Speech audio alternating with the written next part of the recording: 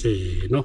アロハー。アンハお花です。リアルラガです。マーナです。今日は手首イゾラの車内で撮影しております。イゾラは、2022年1月22日に納車されまして、3年ほど乗っております。実はですね、このイゾラくんと今回お別れするっていうことになったので、感謝の気持ちを込めて、これまでどうやって私たちがこのイゾラくんに乗ってきたか、ご紹介したくて、ルームツアーをしたいと思っております。それではご覧ください。後方に来ました。ここには手首さんお得意のイゾラのマルチルームチェック。ハブカフェさんお借りしました。ありがとうございます。タンクがあって、よいしょ。19リットルのタンクが3つあります。で、温水。これが常温の水ですね。どっちも清水ですと。あとこれが上からの排水を受けるタンクになってます。ただうちはこっちのギャレーとしてここで水を流すことで、このタンク自体は使わないで予備のタンク的な位置づけになっています。うちはオプションでした。ここにも、ちっこいマックス換気扇がありまして、押し上げてこちらでここにファンがついてて換気ができるので、シャワー浴びた後とか、うちはここにラップフォンを置いてるんで、トイレした後とかこれで換気ができます。ここにアイリスオーヤマのワイドストッカーっていう、これ剥がしていいと思うんですけど、105リットル容量のものを置いています。で、この中には実はババーン、ラップオントリッカー WT4 が入っています。ラップポンをこれ、カバーつけてて足を畳んでしまえるものの、開け閉め結構これ使える状態にするとか戻すとか結構狭い車内でやるのはめんどくさいんですね。で、使える状態にしておきたいと。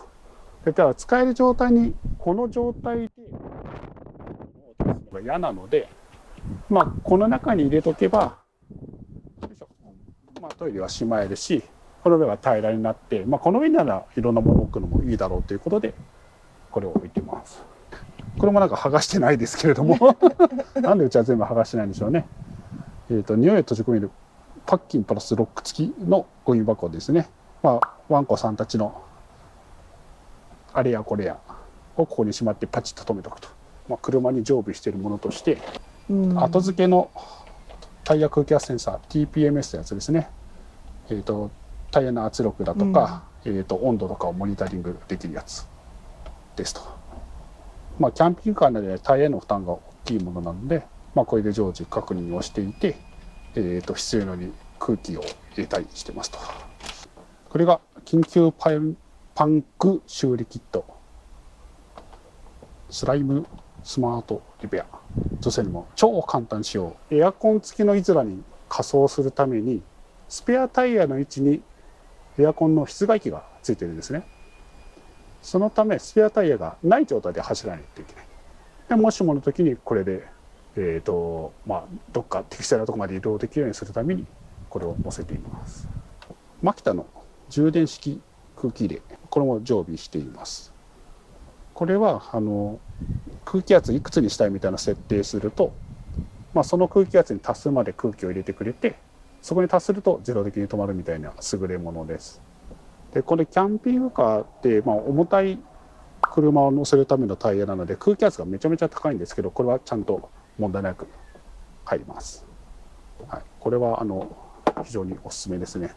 で、うちはさっきのこの TPMS 後付けの空気圧を測る機械をつけている都合上、空気入れる時に開けたりバルブの開け閉めがめっちゃ大変なんですね。なんでガソリンスタンドで空気入れ借りてやるとめちゃめちゃ時間かかって迷惑かかっちゃうので、いつも自宅でこれを使って入れています。はい、これもあると安心なのでおすすめです。いろんな荷物置きになっていて、後ろの窓用のシェード、カーテンがついているので、カーテンにいいんですけれども、寒い時とか暑い時とかエアコン使う、ヘルヒーター使うみたいな時は効率よくするためにこれを使います。LED ランタン Bluetooth スピーカーにもなるやつ。ベアボーンズの3連ランタン。なんとか大事な大きいやつね。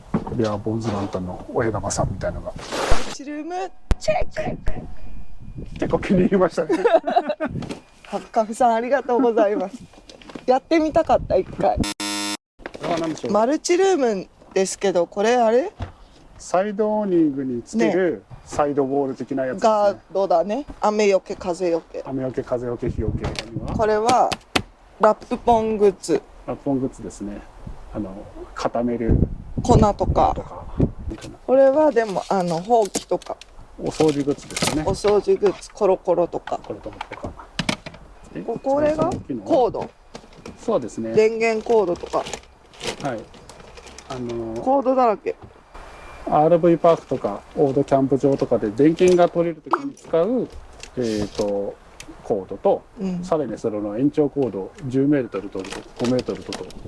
マルチルーム使うときはここバケツ必要なんでしょ？そう、折りたたみのバケツを置いておいてますね。で、もともと白いサイドオーニングで載せされたんですけれども、港湾キャンプ場で強風でぶっ壊れてしまいまして、買い替えるときに黒いオーニングになりました。サイドオーニングの足をここに固定することができます。地面に下ろしてペグでもいいんですけど、車体に固定することもできます。これも変えたよね。これも変えました。これも割れちゃったので、プラスチックか何かでできてるやつだったんですけど、金属のやつに書いてあります。これがさっきの後付けの TPMS。ちょっとゆえあって山梨県によく行くのがあって、しかもちょっと標高高いところにあると凍結していると、今マイナス10度とか最適温になるようなところ、ブリヂストンのブリザックですね、入っています。うちは助手席に人が座ることがほぼなくて、いろんな荷物を購入しています。ディズニーのシートカバーをつけて保護した上で、フィアムのレベラー4点セットです。その上にワンコちゃんのカートで、簡単に折りたたみできるやつで、ギリギリうちの子たちが2人乗れるやつを油入れでシートベルトで留めてあります。歯ブラシとかなんだ、体拭くシートとかクリームとか、なぜかサングラスが入ってるけど非常用のサングラスとかね。非常用だね。もしもの時にね、何かの時に使うようにサングラスが入ってます。18インチのポータブルディスプレイ。これが超ギリギリ入る。この金具と金具の隙間から出すことができます。と、PC で使うケーブルとかアダプターとか、それからジャブラのスピーカーホン、これがモバイルディスプレイを立てるためのスタンド。あとここはタオルとかティッシュとか普段使うもののストックと、車中泊っていうか車止めた後に使うものを置いてて、明かりとかね。それを一番奥に日陰で使ってますね。うちは寝るとき奥のマルチルーム側を頭にして寝るので、ライトのスイッチがこの前の方にあるんですね。なのでこのライトは消しちゃって、そこにぶら下げた今の LED ランタンで明かりを取るみたいにしてたりしますね、寝るときに。あとなぜか緊急用のハワイのタイプですかね。いざという時に役に立つ。いざという時ね、役に立つ。はい、ハワイ土産のタイプと、これは扇風機。扇風機ね、スティッチの扇風機。それ S 字フック。非常用の S 字フック。まあS字フックあるとあとここは私スペースで、化粧品とかお風呂グッズとかドライヤーとか、それこそボディシートとか、それこそメイク落としとか、それこそね、入ってます。いろいろ。はい。あとお風呂行く時に使うバッグとか。ここは基本的にすぐに使えるようにお皿とかコップとかその辺が入ってるのと、この下は机のフラットバーナー。そうそう、それ机にフラットに置けるバーナーがフラットバーナーを説明してくれたんですね。落ちるとしたらこっちにしか落ちないから大丈夫。ああ、落ちたとしても旦那にぶつかるだけなんで、そうもうそこに問題はない。頭にぶつかるだけだから問題ないから。それは何ですか？これは虫除けとかハンドクリームとか、あと絆創膏とか救急道具、あと北海道も入ってる、あとハサミとか糊とかペンとか。なんでこの辺はすぐにあると便利だなっていうのがあります。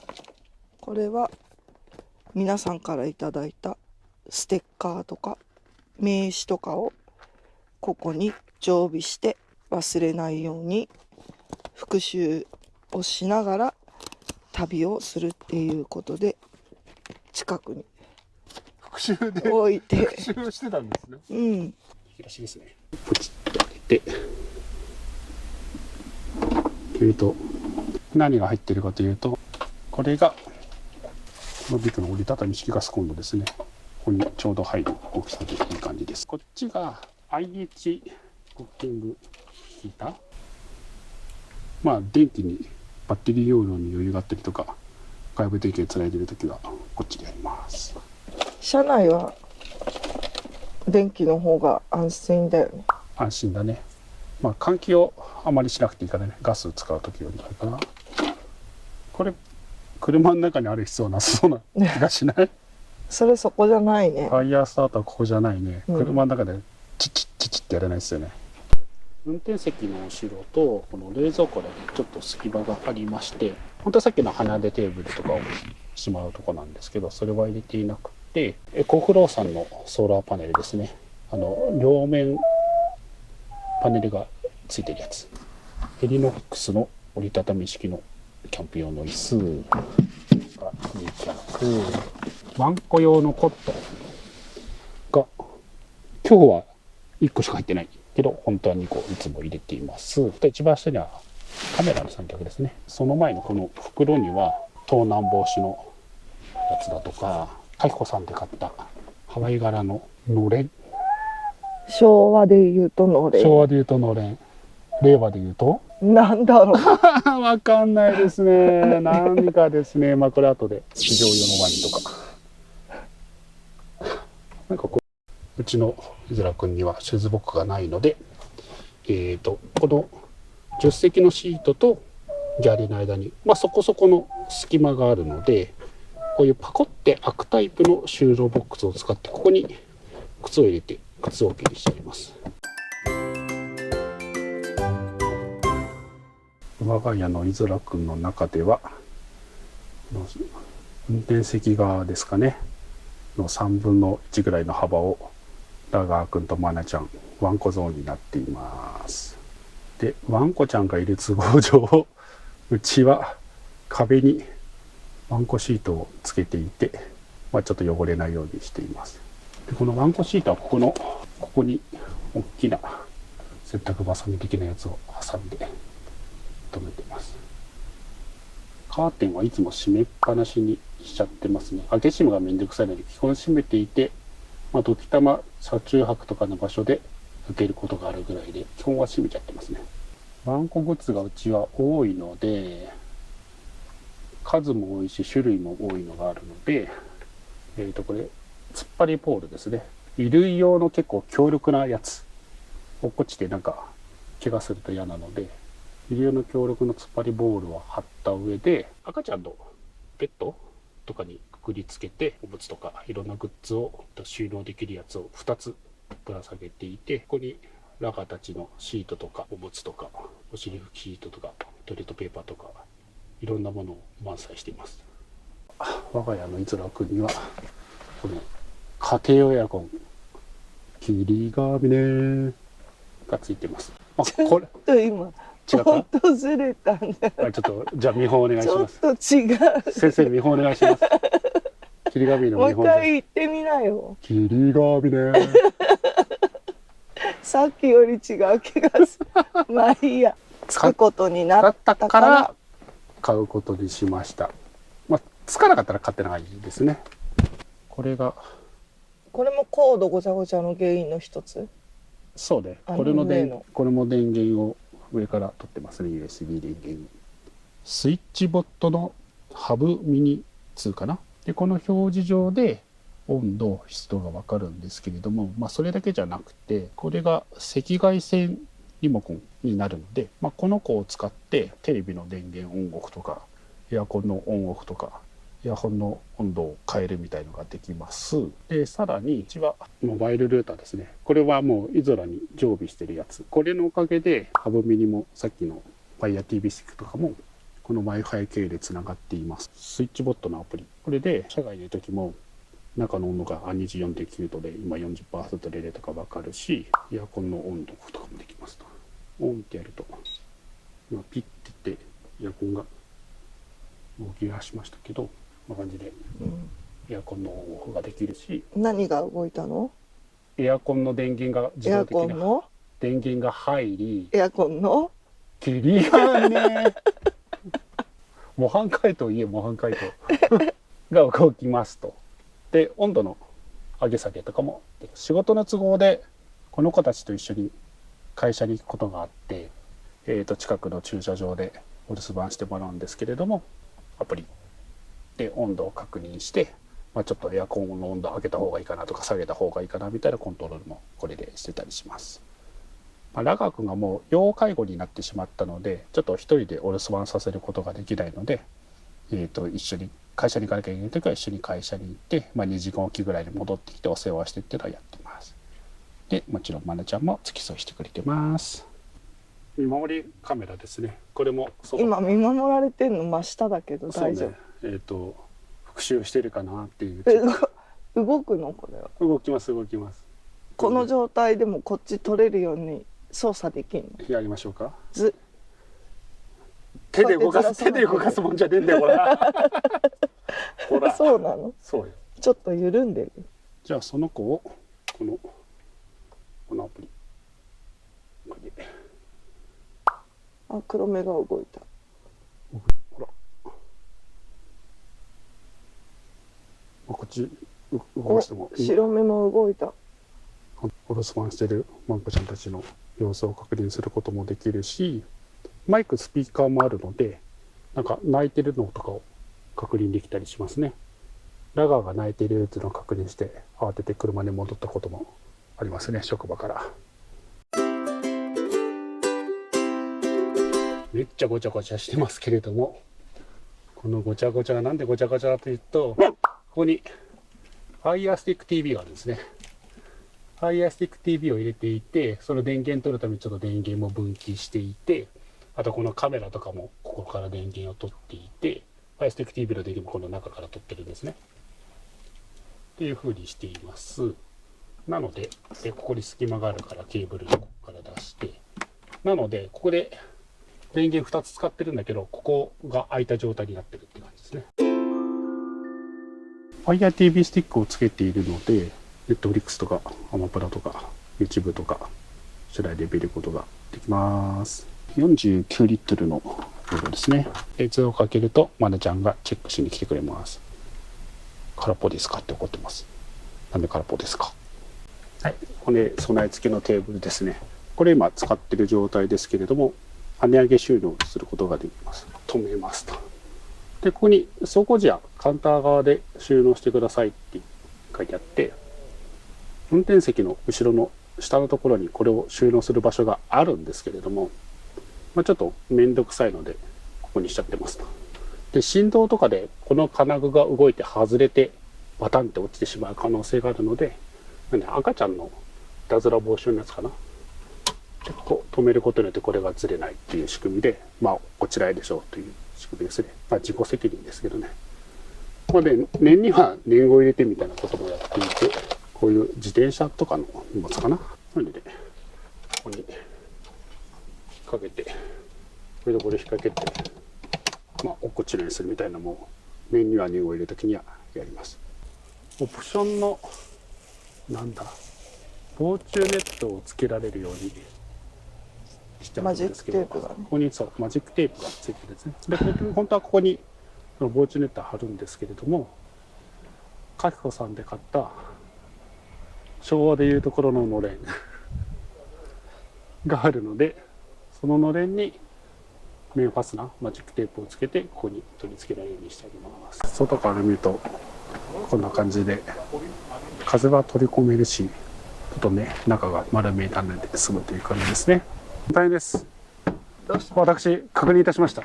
カキコさんのオンラインストアに行ってこれが何ていうか確認したんですけど、じゃん、のれん。のれんが正解です。じゃあ昭和も令和も一緒ってこと？そうですね。ハワイでものれんです。エンドレスアロハのれんということで、エンドレスなんだね。エンドレスですね。のれんは。はい。永遠にものれんです。シートアレンジは通常このような形ですね。半分がフラットで、椅子とかテーブルが使えるような状態にしています。基本はこれですね。これかフルフラットのどちらかという形にしておりまして、キャンピングカーショーだとか、あるいはなんか展示場に行って、座れる状態のスタイルっていうのは全くもって使いません。シートカバーをカントリークラブのものに変更しています。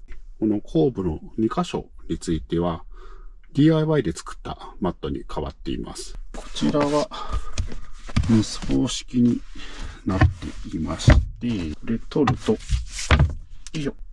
ネイチャートーズの、テーブルが入っています。ギリギリ入らない。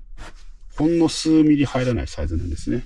加工してるんですけれども、このちょっとへっこみを作ることによって、テーブルが収まるようにしてあります。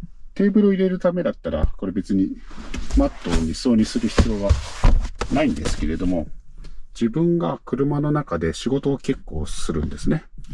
で、その時に、この高さで、座って仕事はできるんですけれども、良いシートを上に置いて作業をしようとすると、ちょっとこれ高さが出すぎちゃって、上に頭がついちゃうんですね。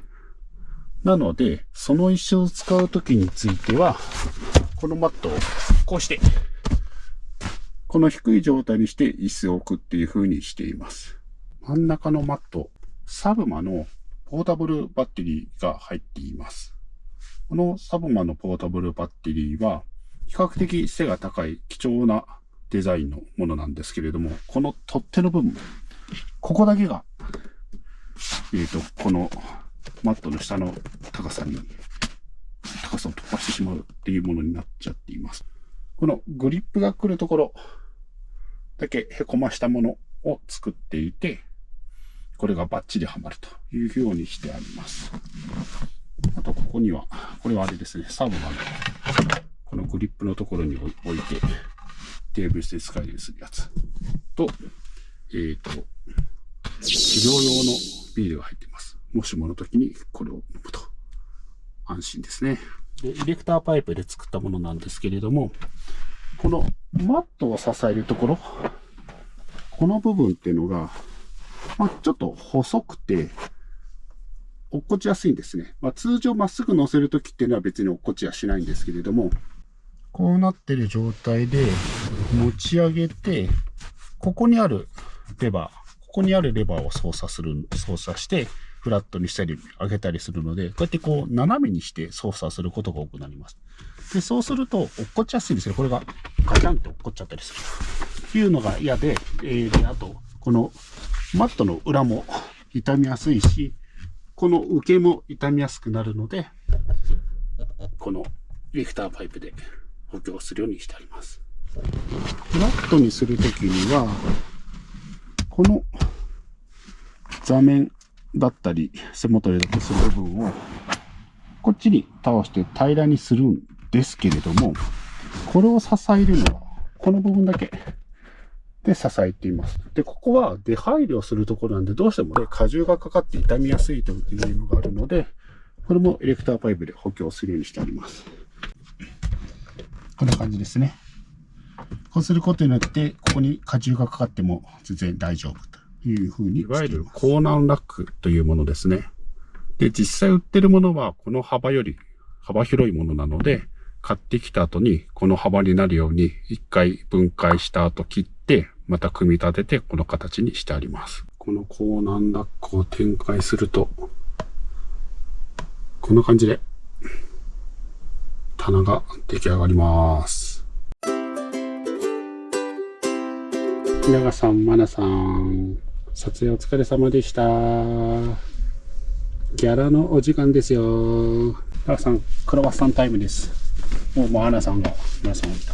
ここ来るとね、クロワッサン食べないわけにはいかないですからね。おお言ってんの。おお言ってんの。今日のワンチューバーのギャラはクロワッサンです。よいしょ。だが、こんないっぱい？あ、そのことあげちゃうんですね。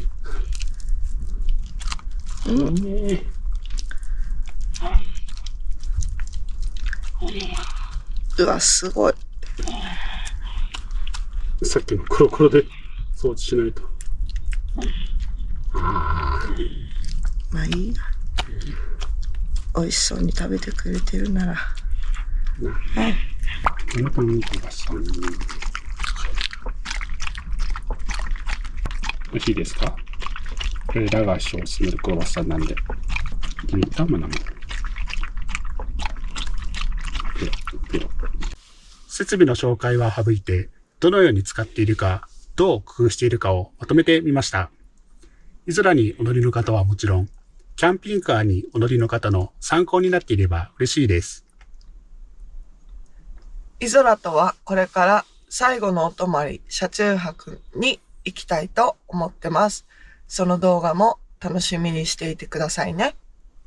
イゾラ君とはもうじきお別れとなってしまいますが、ヒートエクスチェンジャーと投げ込みヒーターでお湯を作る比較実験動画の撮影もしていますし、イゾラ君での北海道旅行とかまだ出せていない動画がたくさんありますので、今後もよろしくお願いいたします。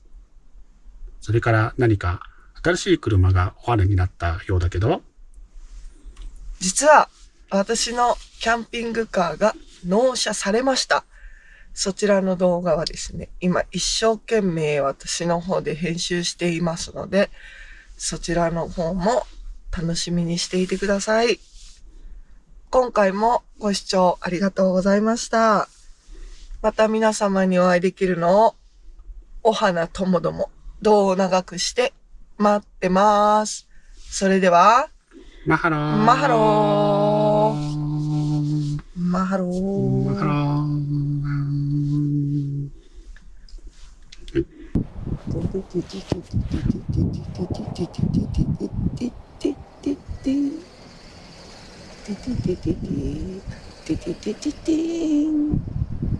マナです。なんかほら、イゾラ君と記念撮影。イエーイ。せーの。